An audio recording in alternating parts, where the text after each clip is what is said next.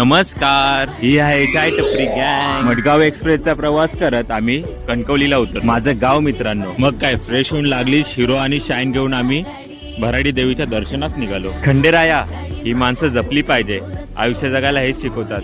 कुणीतरी खरंच सांगून गेलं यार. पुढे मागं करत ही सारी अवलिया प्रवासाचा आनंद लुटतो. चाय टपरी सारखे मित्र असले ना की आयुष्य एकदम सोपं होऊन जातं. हिरवा निसर्ग, नागमोडी वळणे आणि नदी करत आम्ही मसुरेत पोहोचलो. सत्यवती काकींकडून आम्ही ओट्या घेतल्या आणि देवीच्या दर्शनास आतमध्ये गेलो. मंदिराची स्थापत्यकला आम्ही सारे पाहतच राहिलो. किती छान मंदिर मित्रांनो, अप्रतिम. आणखी काय हवं पाहायला. अंगणेवाडीतील भरडावर ही स्वयंभू पाषाणरूपी देवी प्रकटली, म्हणून या देवीला भराडी देवी या नावाने ओळखले जाते.